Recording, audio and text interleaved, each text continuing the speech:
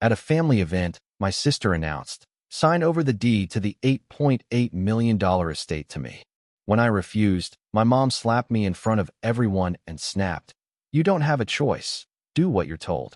The lawyer looked at her, then quietly said, "Do you have any idea who actually?" The entire room went dead silent. I walked into what I thought was going to be a normal Thanksgiving dinner, just turkey and family, but instead, I was blindsided by a betrayal so vicious, it made my own mother raise her hand to me in front of everyone. That night, my sister didn't just try to steal my inheritance. She tried to steal my sanity, my freedom, and ultimately my life. I can still see it so clearly. I stepped into my grandfather's grand dining room, a place filled with so many cherished memories, ready for our usual holiday celebration. But the air was thick, heavy with something I couldn't quite place. And then I saw her, my sister, Amanda, standing by the big mahogany table, the same table where our family had gathered for decades. She was clutching a stack of legal documents like they were weapons. The moment her eyes locked with mine, a chilling, calculated malice lit them up. It made my stomach clench. "Cyrus," she announced to our 20 assembled relatives, her voice dripping with venom, "you need to sign the deed to the $8.8 million estate over to me right now." I just stood there, frozen. My mind couldn't even grasp what she was saying. "Sign over what?" I stammered out. "I wouldn't do any such thing." And that's when it happened. My mother, Sarah, rose from her chair, and in front of everyone, aunts, uncles, cousins who had watched me grow up, she slapped me. Hard. The sting of her hand across my cheek burned. Yes, but it was nothing compared to the searing humiliation, the disbelief. My own mother. The dining room, which had always felt so warm and welcoming, suddenly turned cold, hostile. Everyone was staring, not with sympathy, but like I was some kind of dangerous criminal. Amanda's voice, sharp as a surgeon's scalpel, sliced through the stunned silence. "Mother has finally realized what I've been trying to tell her for months," she declared, waving those documents with a theatrical flourish. "Cyrus is mentally unstable and completely unfit to manage grandfather's estate." Then, she pulled out what looked like medical reports, spreading them across the polished table. "These psychiatric evaluations clearly show that he suffers from severe bipolar disorder and has been making increasingly erratic financial decisions." My jaw must have hit the floor. Psychiatric evaluations? My medical information? I'd never even seen a psychiatrist in my life.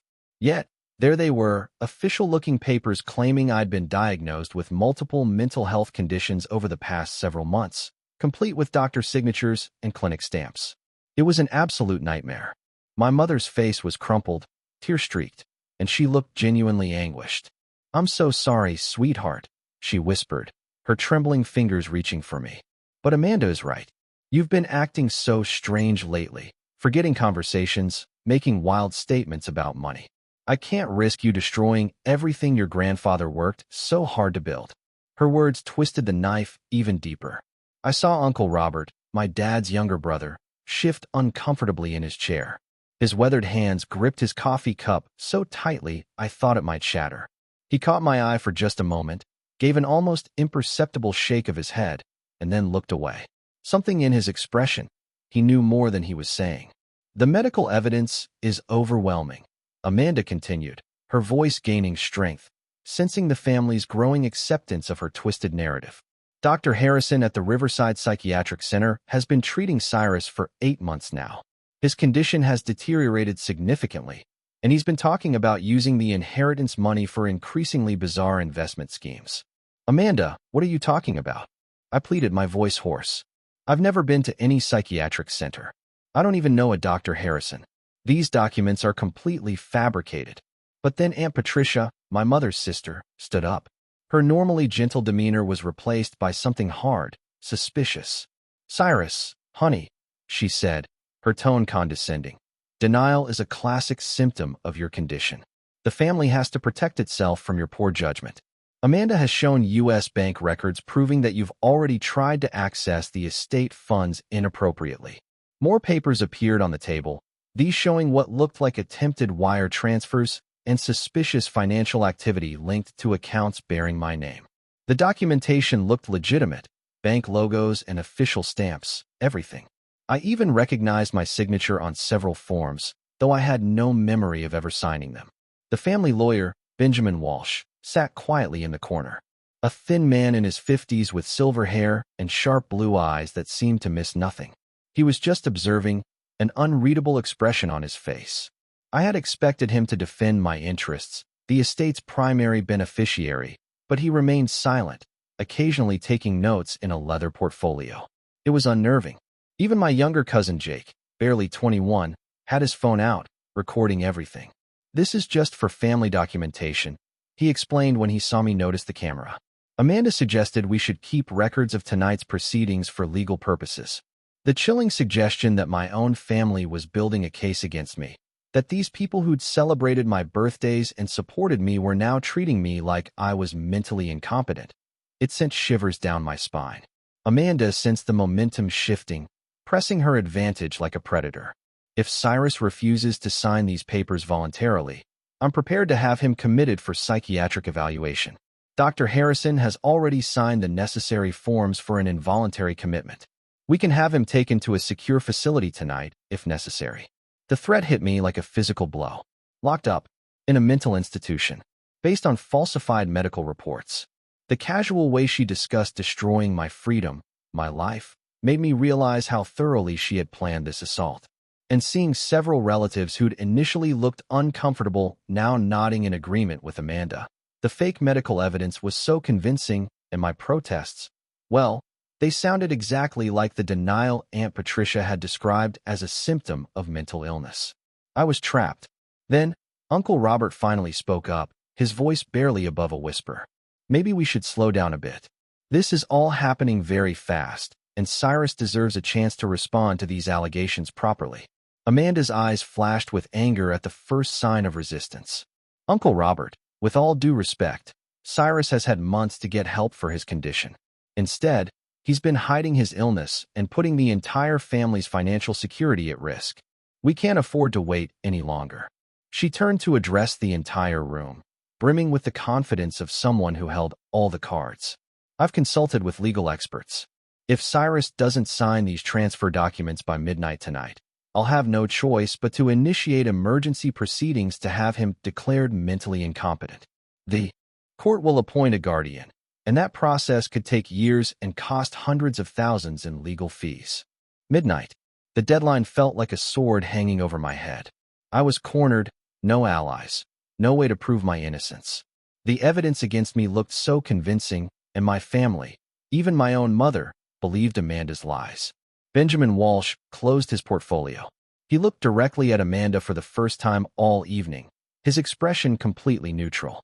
But something in the intensity of his gaze, it made me wonder what he was really thinking.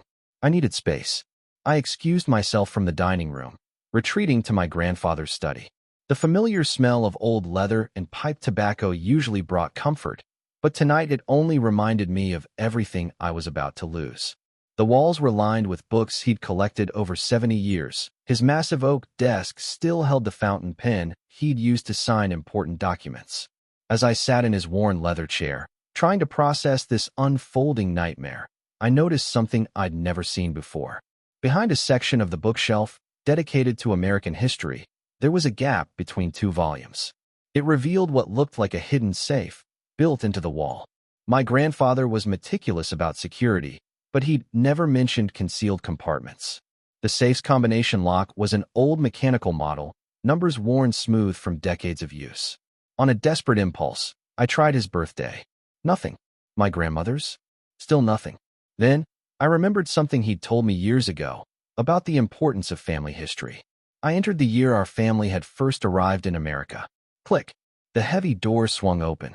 Inside the cramped compartment, I found a manila envelope marked with my name, in my grandfather's distinctive handwriting.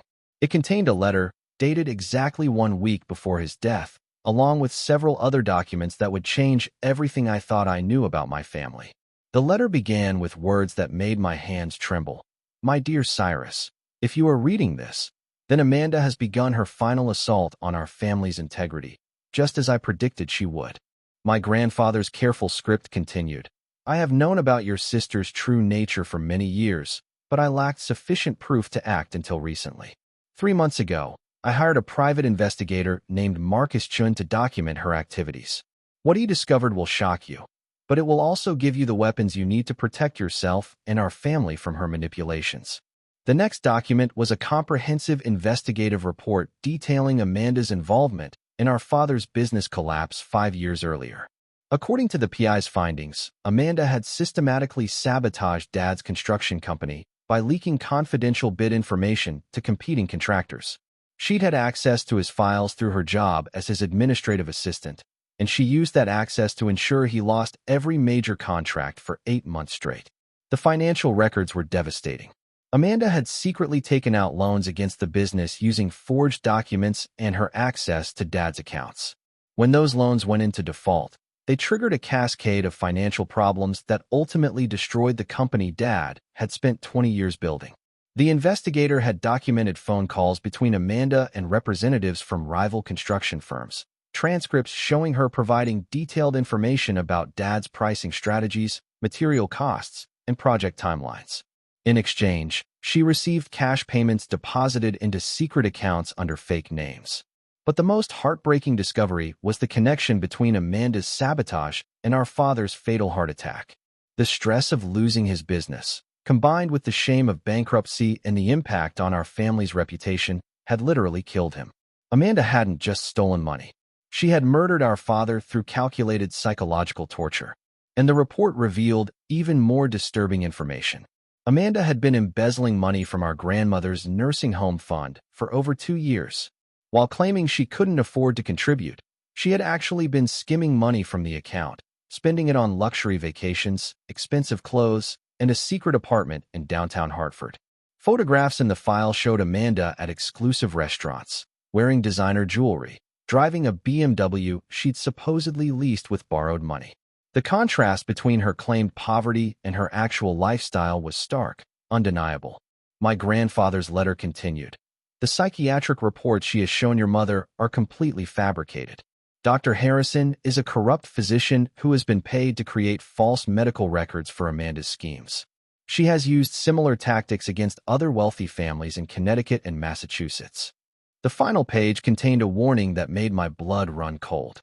Amanda plans to gain control of the estate and then sell it immediately. She has already been in contact with real estate developers who want to tear down our family home and build luxury condominiums. She intends to take the money and disappear, possibly to another country where she cannot be extradited for her crimes.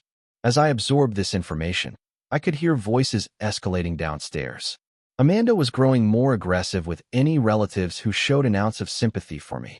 Through the study's partially open door, I caught fragments of her increasingly shrill demands for immediate compliance. I heard her threatening Uncle Robert. If you don't support the family's decision about Cyrus, you might find yourself cut off from any future financial assistance when the estate is settled. Aunt Patricia's voice wavered. Amanda, dear, I just think we should give him more time to understand what's happening. Time is exactly what we don't have. Amanda snapped back. Every day that Cyrus remains in control of this estate puts all of us at risk. His mental condition is deteriorating rapidly, and his delusions about money are becoming more dangerous. Benjamin Walsh's voice joined the conversation then, though his words were too quiet for me to hear clearly. Whatever he said seemed to calm Amanda temporarily, but the underlying tension continued to build. Looking through the study window, I saw several cars I didn't recognize parked along the circular driveway. Amanda had apparently invited people to tonight's gathering who weren't actually family members. The presence of strangers made the situation feel even more orchestrated, more threatening. The investigative report included one final piece of information that explained everything. Amanda had been planning this inheritance seizure for over a year. She had researched legal precedents for challenging wills based on mental incompetence claims, and she had systematically built false evidence to support her case. The depth of her planning was terrifying. She had created fake medical records, forged financial documents, and manipulated our mother's emotions with surgical precision. This wasn't a spontaneous attempt to steal money. It was a carefully orchestrated campaign to destroy my life and steal our family's legacy. As I finished reading the last document, I realized my grandfather had given me proof of Amanda's crimes.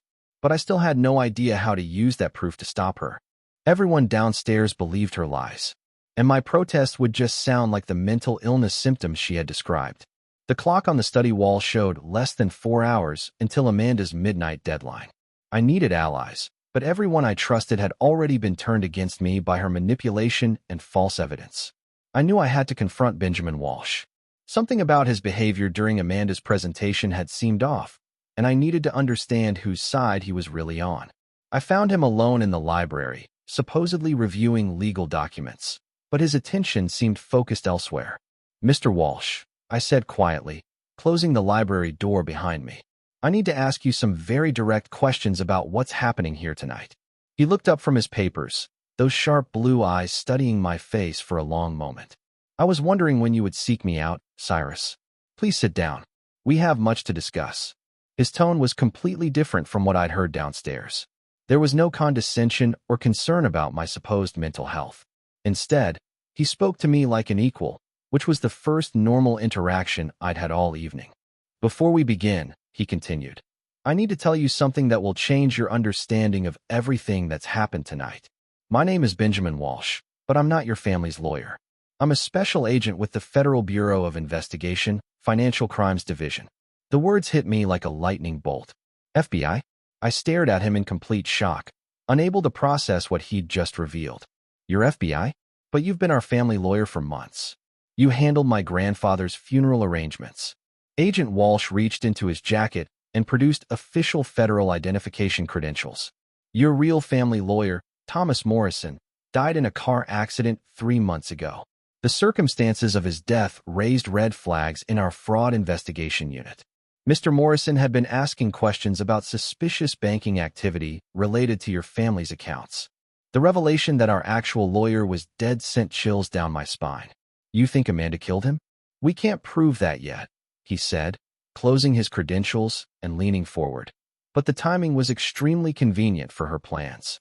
Morrison had discovered irregularities in estate documentation and was preparing to contact federal authorities when his brakes failed on Route 9. My mind raced. "So, you know about the fake psychiatric reports? You know she's been lying about my mental health. Amanda has been running sophisticated inheritance scams across Connecticut, Massachusetts, and Rhode Island," he explained. "She targets families with elderly patriarchs who have substantial estates, then manipulates family dynamics to gain control of those assets." He pulled out a tablet computer and showed me surveillance photos of Amanda meeting with various individuals I didn't recognize. She has accomplices in banking institutions, medical facilities, and legal offices who help her create fraudulent documentation. The photos showed Amanda in restaurants and offices, clearly conducting business meetings with people who looked like professionals. The timestamps indicated these meetings had been happening for over a year, confirming that her assault on our family had been planned far in advance. "Dr. Harrison, the psychiatrist who supposedly treated you, is actually a suspended physician who creates false medical records for $500 per report. We've documented over 30 cases where he's provided fabricated psychiatric evaluations for Amanda's schemes." Agent Walsh showed me wiretap transcripts that made my stomach turn. I saw my sister's words in black and white, discussing how to forge my grandfather's signature on estate documents and planning ways to manipulate our mother's emotional vulnerability.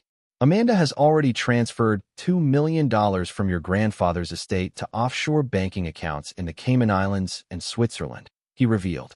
"She accomplished this by using forged power of attorney documents and her access to your grandfather's financial information during his final illness." The scope of her theft was staggering. She hadn't just planned to steal my inheritance, she'd already been stealing it for months while my grandfather was dying. The cruelty of robbing a man on his deathbed, all while pretending to care for him, revealed a level of evil I hadn't imagined possible. "Tonight's gathering serves multiple purposes for Amanda's final phase," Agent Walsh explained. "She needs witnesses to your supposed mental incompetence to legitimize her legal claim to the remaining assets. She also needs your signature on documents that will give her complete control over the estate's liquid assets." I thought about all the relatives who had been convinced by her performance tonight. So, everyone upstairs really believes I'm mentally ill? Some do, but others are being coerced through different methods.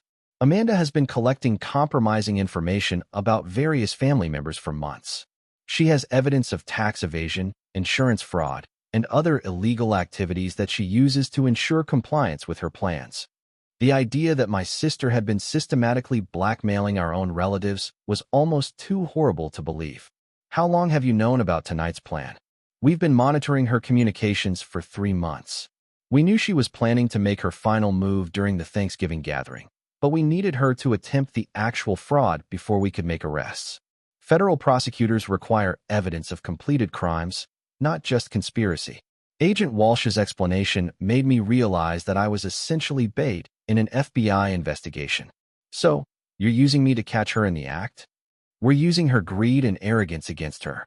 Amanda believes she's in complete control of this situation, but every word she's spoken tonight has been recorded by federal surveillance equipment. Her confession about the fake medical reports and her threats regarding involuntary commitment constitute multiple felony charges. The knowledge that federal agents were recording everything gave me some comfort, but I was still trapped in a nightmare scenario with my family turned against me. What happens if she figures out you're not really our lawyer? She won't. We've been very careful to maintain the fiction, and Amanda's ego makes her believe she's manipulating everyone around her. She thinks you're mentally ill and that I'm just another corrupt professional she can control.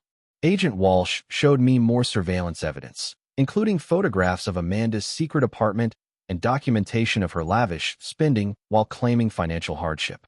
The contrast between her public persona and her private lifestyle was stark. There's one more thing you need to know, Agent Walsh said, his voice growing more serious. We have evidence suggesting that your grandfather's death may not have been entirely natural. Preliminary toxicology tests detected traces of arsenic in tissue samples, but we need more evidence before we can pursue murder charges. The suggestion that Amanda had poisoned our grandfather made me feel physically sick. The woman upstairs manipulating our family wasn't just a thief. She might be a cold-blooded killer who had murdered the man who raised us. Tonight's operation will give us everything we need to arrest Amanda and dismantle her entire fraud network. But I need you to continue playing your part. Let her believe she's winning until we're ready to move. As Agent Walsh finished explaining the federal investigation, I heard Amanda's voice growing louder upstairs. She was demanding immediate signatures on her documents, and her patience was clearly running out. The clock on the library wall showed we were approaching her midnight deadline. Everything was building toward a confrontation that would either expose her crimes or destroy my life completely. I returned to the dining room with a new, terrifying understanding of what was really happening. But I had to continue acting like the confused, vulnerable target Amanda believed me to be. She looked up expectantly as I walked back into the room, clearly hoping I had come to surrender. I've been thinking about what you said, I told her, trying to project uncertainty and defeat. Maybe I should consider signing those papers after all. Amanda's eyes lit up with predatory satisfaction. I'm so glad you're finally being reasonable, Cyrus. This is really for the best for everyone involved.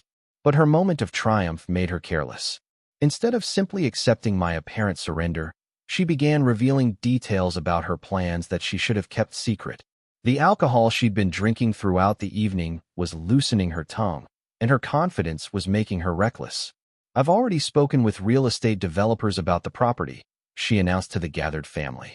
The estate is actually worth much more than $8.8 million if we sell it to the right buyers. I've had preliminary discussions about developing this land into luxury condominiums. Uncle Robert looked genuinely shocked. Amanda, this house has been in our family for 4 generations. Your grandfather specifically wanted it preserved as our family's gathering place. Uncle Robert, we have to be practical about money in today's economy, Amanda replied with condescending patience. Maintaining this property costs over $200,000 per year in taxes, insurance, and upkeep. It makes much more financial sense to liquidate the asset and invest the proceeds more wisely. She pulled out her tablet and began showing relatives architectural plans and financial projections she had apparently commissioned months earlier. The documents showed the family estate bulldozed and replaced with 24 luxury units, with projected profits exceeding $15 million. I've also had the estate appraised by independent professionals, Amanda continued, producing more documents. These appraisals show the property is worth only $4 million as a single-family residence, but up to $18 million as a development opportunity. Aunt Patricia frowned. Examining the appraisal documents. These numbers seem much lower than what your grandfather always told us the estate was worth. Grandfather's financial understanding wasn't always accurate in his final years, Amanda replied smoothly. The appraisers I hired are certified professionals who specialize in Connecticut real estate markets. I noticed the appraisal documents were dated only 2 weeks ago, which meant Amanda had been planning to sell the property long before tonight's supposed emergency regarding my mental health. She was revealing that her entire story about protecting the family's interests was a lie. But Amanda's overconfidence led her to an even more damaging revelation. She opened a different folder on her tablet and began showing the family what appeared to be personal information about each of them. Before we finalize tonight's decisions, I think everyone should understand the complete financial picture our family is facing, she said with a smile that made my blood run cold. I've been conducting research to ensure that everyone's interests are properly protected. She turned the tablet toward Uncle Robert. For example, I've discovered that Uncle Robert has been underreporting his construction business income to the IRS for several years. The tax liability could be quite substantial if the federal government decided to audit his returns. Uncle Robert's face went white. Amanda, how did you get information about my business taxes? I have friends who work in various professional capacities, she replied vaguely. Aunt Patricia, I've also learned some interesting things about your insurance claims following your house fire 2 years ago. Aunt Patricia began to look genuinely frightened. What are you talking about? Amanda showed her more documents on the tablet screen. The insurance investigators missed some important details about the fire's origin. It would be unfortunate if someone brought those details to their attention now that the claim has been settled. I watched in horror as Amanda systematically revealed damaging information about nearly everyone in the room. She had evidence of cousin Jake's marijuana dealing operation at his college, documentation of my mother's tax-free gifts that exceeded federal reporting requirements, and photographs showing various relatives in compromising situations. I want everyone to understand that I'm not threatening anyone, Amanda said with false sweetness. I'm simply trying to ensure that our family makes decisions that protect everyone's interests. Sometimes that means keeping certain information private within our family circle. The relatives who had initially supported her claims against me now looked terrified as they realized she had been collecting blackmail material against all of them. The woman they thought was trying to protect the family was actually holding everyone hostage with their personal secrets. But Amanda's most shocking revelation came when she showed them video footage on her tablet. I've also installed security cameras throughout this house to protect against theft and vandalism. Those cameras have recorded some very interesting conversations over the past several months. She played clips of relatives making private comments about family finances, personal relationships, and business dealings that they clearly never intended to share with others. Amanda had been secretly recording everyone for months, building an arsenal of blackmail material to use exactly as she was using it tonight. Jake, your parents might be interested to know about your plans to drop out of college and move to California with your girlfriend. Patricia, your husband doesn't know about your gambling debts from the casino trips to Foxwoods, does he? Each revelation hit its target like a precision strike. Amanda had studied everyone's vulnerabilities and collected exactly the information she needed to control their behavior. She wasn't just stealing money. She was destroying the family's trust in each other.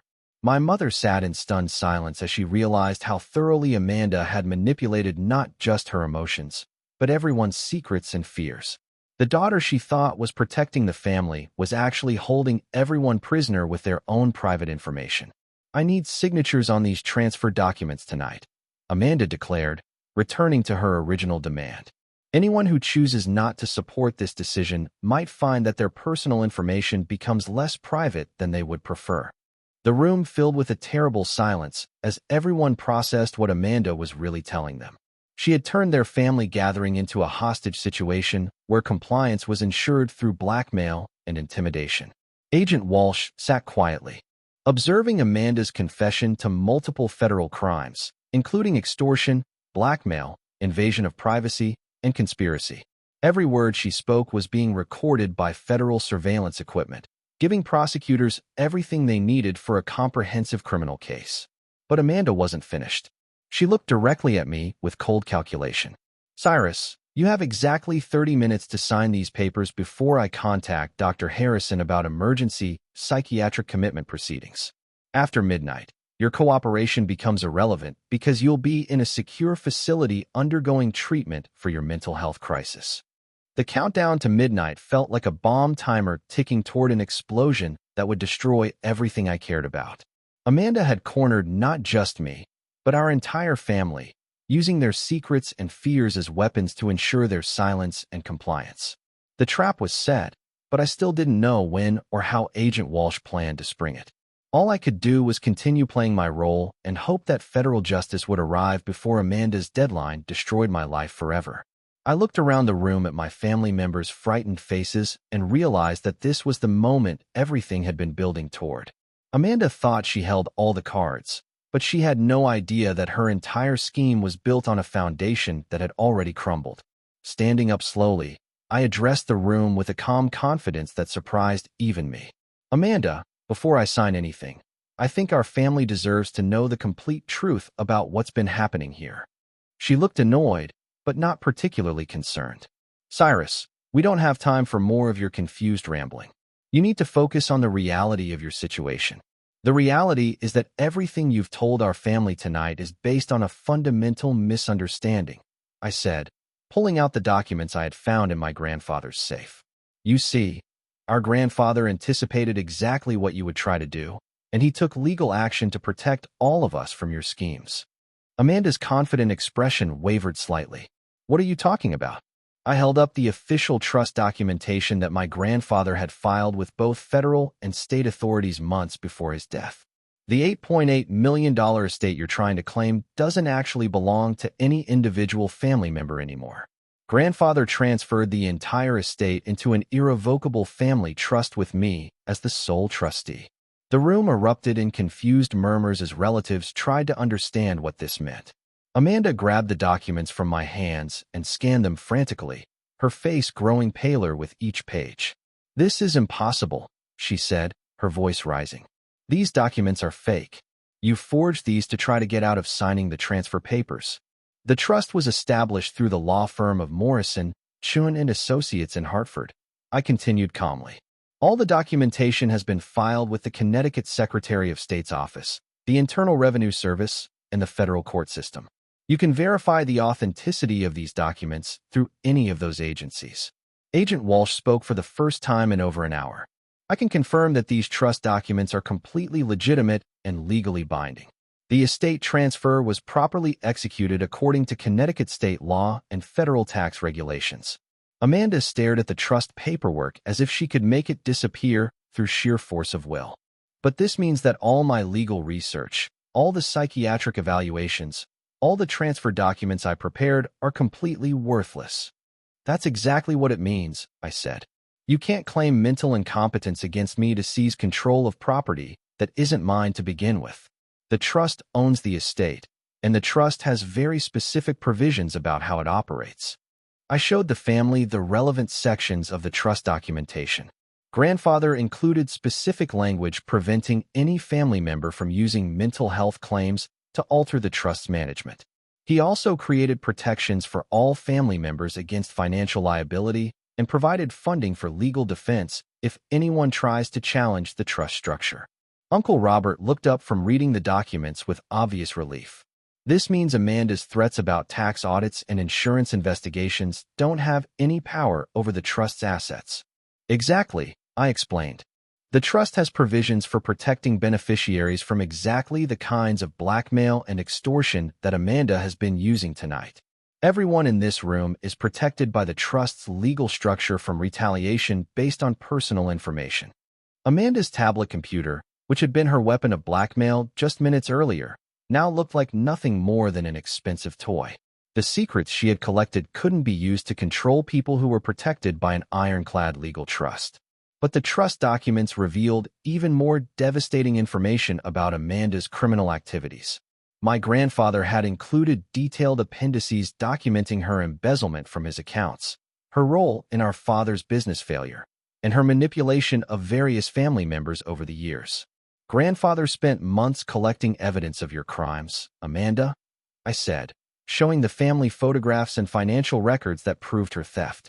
He knew you had been stealing from him, and he knew you were planning to steal from all of us after his death. My mother stared at documents showing Amanda's secret bank accounts and luxury spending while she had been claiming poverty and asking for financial help. Amanda, you told me you couldn't afford to contribute to your grandmother's nursing home care. Mother, I can explain all of this, Amanda said desperately. But her explanation sounded hollow when confronted with photographic evidence of her deception. The trust documents also included copies of all the evidence that my grandfather had gathered about Amanda's criminal network. The fake medical reports, the forged financial documents, and the blackmail material were all documented and preserved as evidence of her systematic fraud. Agent Walsh stood up and addressed the room officially. The federal investigation into Amanda's activities has been ongoing for 18 months. Tonight's events have provided us with sufficient evidence to proceed with comprehensive federal charges against her and her accomplices. Amanda looked around the room desperately, searching for any remaining leverage or sympathy. You're all making a terrible mistake. I was trying to protect this family from Cyrus's mental illness and financial irresponsibility. The only mental illness in this room is your sociopathic willingness to destroy your own family for money. I replied, my voice firm. The trust protects everyone here from your manipulation, and federal law enforcement will protect society from your criminal activities. My mother finally understood the full scope of how Amanda had manipulated her grief and fear. She stood up and walked over to me, tears streaming down her face. Cyrus, I am so deeply sorry for believing her lies and for striking you tonight. I don't know how I can ever make this right. You were grieving and vulnerable, and Amanda took advantage of that, I said, embracing my mother for the first time in months. What matters now is that our family can heal from the damage she's caused. The relatives who had been terrified of Amanda's blackmail threats now looked at her with a mixture of disgust and pity. The woman they had feared was revealed as nothing more than a criminal who had preyed on their love and loyalty. Amanda made one final desperate attempt to salvage her position. I'll challenge this trust in court. I'll prove that grandfather was mentally incompetent when he signed these documents. Agent Walsh smiled grimly. You'll find it difficult to challenge legal documents from a federal prison cell, and the trust includes specific provisions requiring anyone who challenges it to pay all legal costs for the successful defense. The trap had finally closed around Amanda, but she still had one more devastating secret that none of us were prepared to hear. Agent Walsh stood up and spoke into what I now realized was a concealed microphone. Control, this is Agent Walsh. We have sufficient evidence for arrest. Move in now. Within seconds, the dining room filled with federal agents wearing FBI tactical gear. They had been positioned around the property all evening, waiting for Amanda's confession to be complete before taking action. The coordination was so smooth that Amanda barely had time to react before she was surrounded.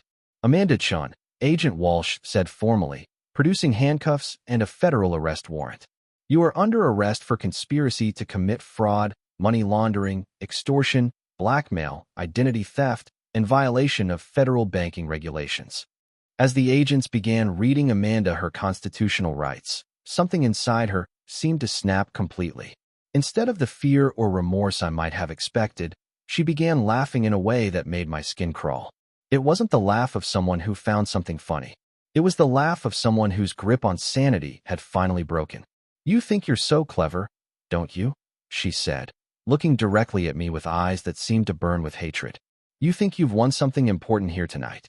Agent Walsh tried to continue with the arrest procedure, but Amanda kept talking with manic energy.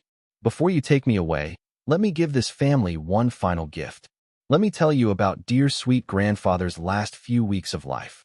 A chill ran down my spine as I realized what she was about to reveal. Agent Walsh had mentioned suspicions about my grandfather's death, but I hadn't wanted to believe that Amanda could be capable of actual murder. Grandfather didn't die peacefully in his sleep like everyone thinks, Amanda announced with horrifying satisfaction. He died because I wanted him to die, and I made sure it happened exactly when I needed it to happen. My mother gasped and sank back into her chair. The federal agents stopped moving and focused intently on Amanda's spontaneous confession to what was clearly going to be murder. I researched untraceable poisons on the internet for months before I found the perfect solution, Amanda continued, her voice growing more excited as she described her crime. Arsenic is wonderfully subtle when administered in small doses over several weeks. The symptoms look exactly like natural aging and organ failure. Agent Walsh activated a portable recording device to capture Amanda's confession, in addition to the surveillance equipment that had been running all evening. Amanda Chun, you have the right to remain silent. Anything you say can and will be used against you in a court of law. But Amanda was beyond caring about legal warnings. The thrill of finally revealing her complete control over our family's fate was too intoxicating for her to stop. I slipped tiny amounts of arsenic into his coffee every morning when I visited to help take care of him during his final illness. The visiting nurses thought I was such a devoted granddaughter. The casual way she described poisoning our grandfather made several relatives physically sick. Uncle Robert rushed to the bathroom, and Aunt Patricia began sobbing uncontrollably. The best part was watching him decline, while everyone praised me for being so caring and supportive. Amanda continued with demonic glee. I would sit by his bedside, holding his hand while the poison I'd given him slowly shut down his kidneys and liver. Agent Walsh tried again to stop her from incriminating herself further, but Amanda was determined to reveal the full scope of her evil. I also had help from someone at Hartford Hospital who made sure his medical records showed natural causes of death instead of poison symptoms. This revelation meant that Amanda had accomplices in the medical system who had helped her cover up murder. The federal investigation was apparently much larger than I had realized, involving corruption in multiple institutions. When grandfather started asking too many questions about missing money from his accounts, I knew I had to accelerate his death schedule. Amanda explained with scientific detachment. I increased his arsenic doses and made sure he died before he could contact any lawyers or investigators. The admission that she had murdered him specifically to prevent him from exposing her theft was devastating. Amanda hadn't just killed our grandfather. She had tortured him with poison while he tried to protect our family from her crimes. Agent Walsh finally managed to interrupt her confession. Amanda Chun, you are also under arrest for the first-degree murder of Harold Chun. You have the right to an attorney.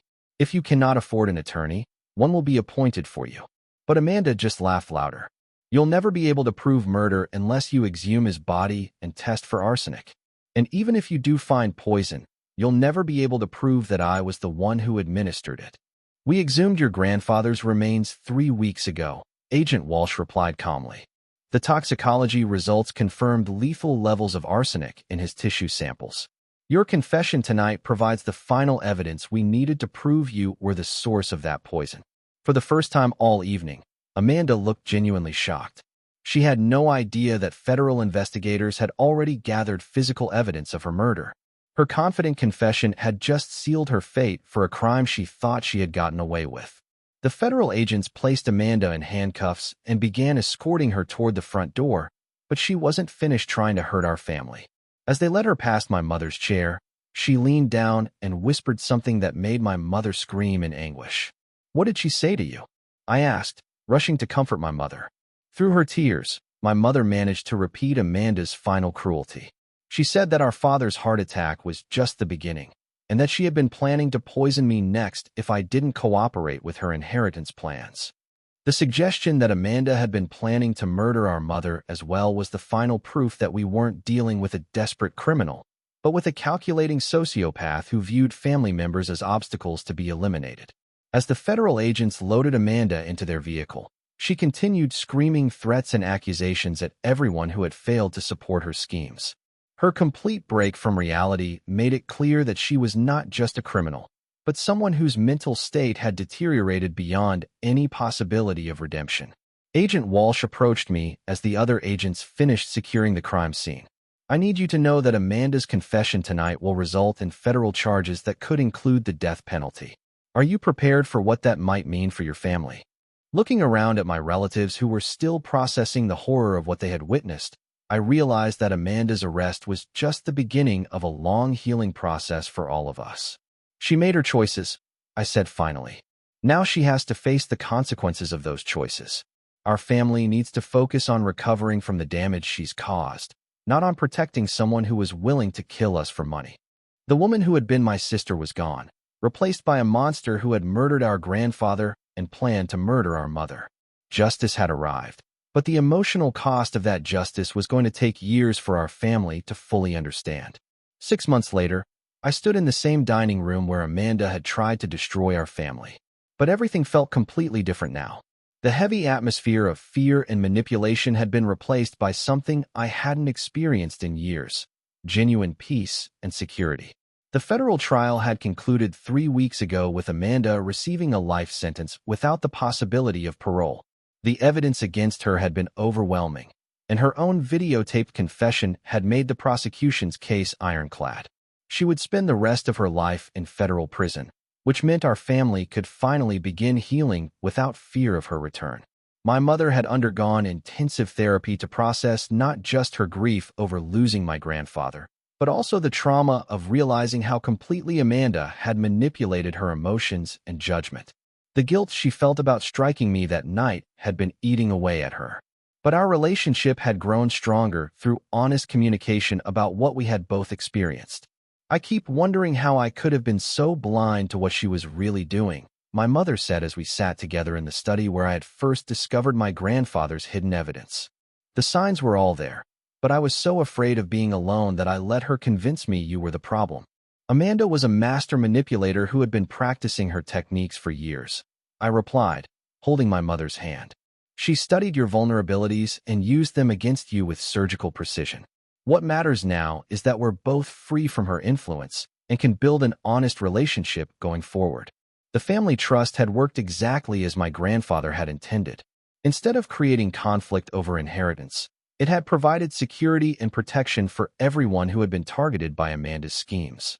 Uncle Robert had been able to resolve his tax issues without fear of financial ruin, and Aunt Patricia had received support to address her gambling debts through legitimate means rather than insurance fraud.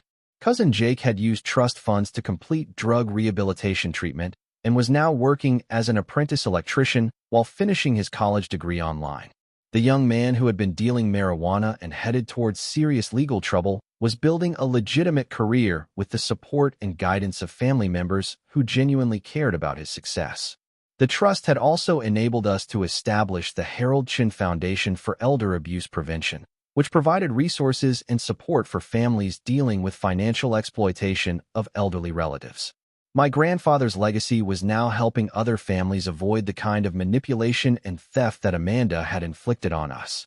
The secret recordings and surveillance equipment that Amanda had installed throughout the house had been completely removed by federal investigators.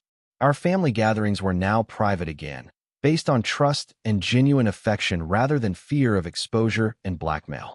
But perhaps the most important change was the quality of our family relationships. Without Amanda's constant manipulation and poisonous influence, relatives who had been turned against each other were rediscovering their natural bonds of love and support. Uncle Robert and I had developed a close working relationship, managing the trust's charitable activities, and Aunt Patricia had become one of my mother's closest emotional supporters. The estate itself had been restored to its original purpose as a gathering place for family celebrations and important conversations. Instead of being torn down for luxury condominiums, it was serving multiple generations of relatives who understood its value as something that couldn't be measured in dollars. Agent Walsh, whose real name I learned was Special Agent Benjamin Torres, had become an unexpected friend during the months of legal proceedings. His patient explanation of federal investigation procedures had helped our family understand how extensive Amanda's criminal network had actually been. "Your sister's arrest led to prosecutions in 7 states," he explained during one of our conversations. "She had accomplices in banks, medical facilities, legal offices, and insurance companies. The federal task force shut down an entire network of inheritance fraud operations that had been stealing from families throughout New England." The knowledge that Amanda's crimes had extended far beyond our family was both horrifying and somewhat comforting. We weren't the only people who had been fooled by her manipulations, and our experience was helping protect other families from similar victimization. Dr. Harrison, the corrupt physician who had created fake psychiatric reports, was sentenced to 10 years in federal prison and permanently lost his medical license. The fake medical clinic where Amanda had supposedly been treating me was shut down, and several other doctors involved in the fraud network were prosecuted for their roles in creating false medical records. The real estate developers who had been planning to purchase our family estate for luxury development were investigated for their connections to Amanda's schemes. While they weren't charged with criminal activity, their business practices came under federal scrutiny that eventually led to revelations about other questionable development projects. My mother and I had established new traditions for family gatherings that emphasized honest communication and mutual support.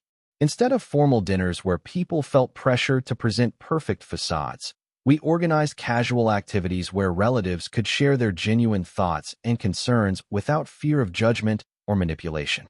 I've learned that family isn't just about blood relationships. My mother reflected during our most recent gathering.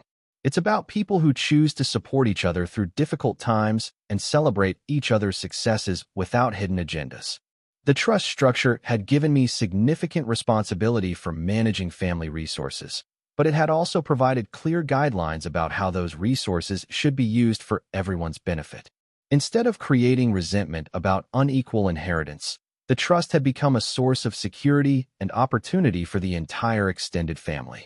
As I looked around the dining room where Amanda had tried to destroy everything our grandfather had built, I felt profound gratitude for his wisdom and foresight. He had understood Amanda's true nature long before anyone else, and his careful planning had saved not just our financial security, but our family relationships. The most important lesson I had learned through this entire ordeal was that genuine strength comes from protecting others rather than exploiting them. Amanda had pursued power through manipulation, theft, and even murder, but that path had ultimately led to the complete destruction of everything she claimed to value. My grandfather's approach had been completely different. He had used his resources and influence to create security and opportunity for multiple generations of family members. His legacy wasn't measured in dollars, but in the love and trust that continued to grow between people he cared about. The evening sun was setting through the dining room windows as I finished reflecting on how much our family had changed and grown over the past months. Tomorrow would bring new challenges and opportunities, but we would face them together as people who had learned to value honesty, loyalty, and genuine care for each other's well-being. I realized that my grandfather's greatest gift to our family wasn't the money he had left us, but the example he had set for using resources to build something lasting and meaningful. The trust he had created wasn't just about financial assets. It was about creating trust between people who chose to support each other through whatever difficulties life might bring. As I turned off the lights in the dining room and headed upstairs, I felt confident that our family would continue growing stronger and more united with each passing year. Amanda's attempt to destroy us had ultimately revealed the depth of love and loyalty that connected us to each other. The inheritance she had tried to steal was never really about money at all. It was about belonging to something larger than ourselves and knowing that we had the support of people who genuinely cared about our happiness and success. That was a legacy no criminal could ever take away from us. Have you ever experienced a situation where someone you trusted completely betrayed that trust for personal gain? How did you rebuild your ability to trust others after discovering someone's true motives were so different from what they pretended? I'd love to hear about your experiences with family dynamics and how you've worked to maintain healthy relationships despite challenges and conflicts. Thank you for joining me through this difficult but ultimately hopeful story about how families can survive even the most devastating betrayals when they choose to support each other with honesty and genuine love. I hope sharing my experience helps others recognize the warning signs of manipulation and understand the importance of protecting vulnerable family members from those who would exploit their trust. Please like this video if it resonated with your own experiences. Subscribe to hear more stories about family dynamics and personal growth. Share it with anyone who might benefit from understanding how trust can be rebuilt after betrayal. And comment below with your thoughts about maintaining healthy boundaries with family members who may not have your best interests at heart. Remember that no matter how dark things may seem when you're dealing with family betrayal, there are always people and resources available to help you protect yourself and rebuild stronger relationships based on mutual respect and genuine care.